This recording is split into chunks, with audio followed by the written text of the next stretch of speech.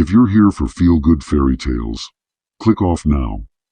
I'm not here to coddle you, heal your inner child, or tell you that the right man will just know. He won't. Men are not mind readers. They're barely consistent readers of road signs. Before we get into the 7 gestures, quick announcement. If you actually want to keep a man, not just cry about one, watch the latest Patreon video. Love is not enough to keep a man. That's where I break down why love is the weakest glue in a modern relationship. Link is below. And if you want me in your business personally, one-on-one coaching link is also in the description. Don't DM me paragraphs. Book a session. Now, I'll be honest. I never expected women to watch my channel. This was a game lab for men. I used to be a pimp.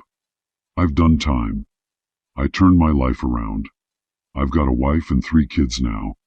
I don't do that life anymore. But the understanding of male psychology never left. So when women started asking for advice, I was confused. You want insight from the villain? Fine. But don't cry later that the villain was too honest. Today we're talking about 7 simple gestures to make a man feel loved. Not poems, not TED Talks, not crying on Instagram. Gestures. Tiny moves that hit his psyche where it counts. First, understand this. Most men walk around underfed emotionally and overused practically. Everybody wants something from him. His money, his time, his attention. But very few make him feel valued. You want to stand out? Stop acting like another bill he has to pay. The first gesture is deceptively simple.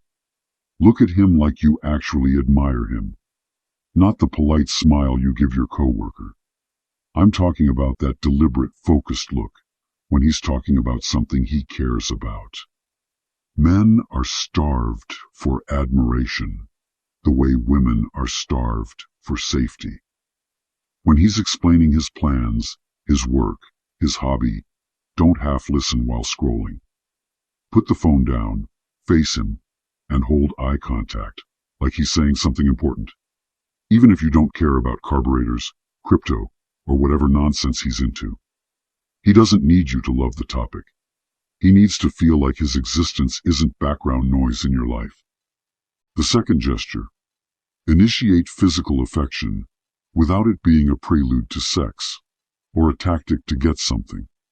Men are used to performing. Sex becomes another performance, another exam he can fail. You want to mess with his head in the best way?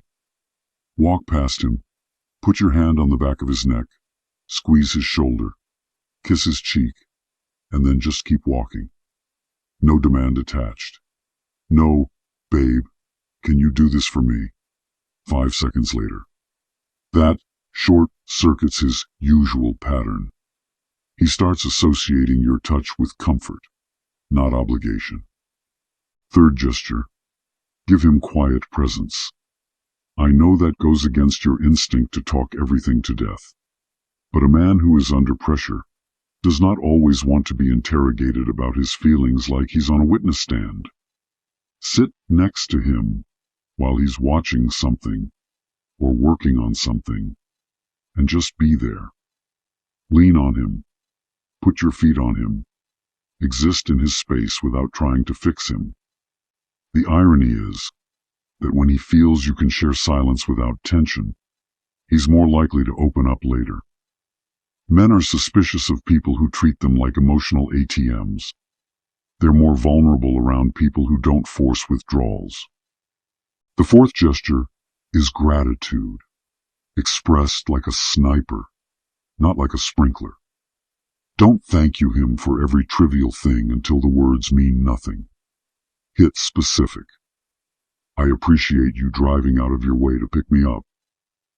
I noticed you stayed up late to fix that. In a 2010 study in the Journal of Personality and Social Psychology, researchers Algo, Gable, and Maisel found that regular targeted expressions of gratitude between partners predicted higher relationship satisfaction and stronger bonds over time. Translation: when you catch him doing something and you mark it with sincere appreciation, it rewires how he feels about you.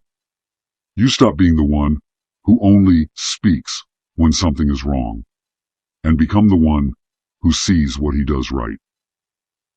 Fifth, respect his mission, even if it bores you. A man without a mission is a man you shouldn't be dating anyway. But if he has one, your gestures around it matter.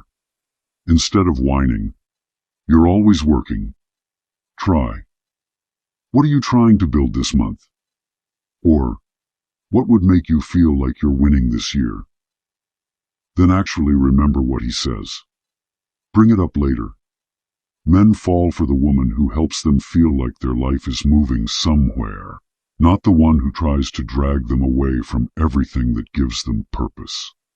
You want to be the woman he thanks in the speech, not the one he escaped from to make the speech. The sixth gesture is counterintuitive. Give him space before he has to beg for it. If you notice he's overloaded, instead of clinging tighter, say, "You seem drained. I'm going to give you some room to reset. Hit me when your head is clear." That's not you disappearing in a huff. That's you voluntarily stepping back without drama. Men are used to women weaponizing distance, silent treatment, cold shoulders, games. When you use space as a gift instead of punishment, you become rare. Simps tolerate constant invasion. Smart men commit to the person who understands their need to disappear briefly, so they don't disappear permanently. Seventh, small, almost stupid acts of softness. Not grand romantic gestures. Those are for Instagram. I'm talking about making his coffee how he likes it without asking, putting gas in his car once in a while, leaving a short note in his bag, sending a short text like, "Thinking about you. You got this." The kind of things a man doesn't tell his friends about because they'd clown him, but he replays in his head when he's having a rough day. These gestures don't require beauty, money, or a perfect body. They require attention, and attention is the real aphrodisiac. Now let me be clear. None of this is for women who worship men blindly. I have no respect for pick-me desperation. I respect women who learn the game and choose how to play it. You don't do these gestures to earn basic decency from a clown. You do them for a man who is already showing up, already investing, already consistent. These are amplifiers, not resuscitation tools for dead situations. Your homework, if you're serious and not just here for entertainment, is simple. For the next 7 days, pick any 2 of these gestures and apply them deliberately to the same man. Don't announce it. Don't ask, "Did you notice?" Observe. Watch his body language, his tone, how quickly he reaches out, how he touches you, how he speaks to you. Write it down each night. You're not just being loving, you're collecting data on what actually lands with him. By the end of the week, you'll know exactly which levers move his heart and which ones are a waste of your energy. If you want to go deeper into why love alone won't keep him, how men actually think about loyalty and options, go hit that Patreon video, "Love is Not Enough to Keep a Man." That's where I say the things YouTube doesn't like.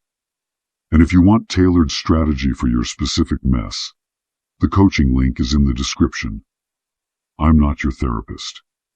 I'm here to help you stop playing yourself. If this opened your eyes or pissed you off in a useful way, subscribe. I'm going to keep talking like this, whether it offends you or not. So at least let the algorithm know you like your truth unfiltered. Now tell me in the comments, which gesture are you actually going to try this week? And which one you think most men don't even deserve?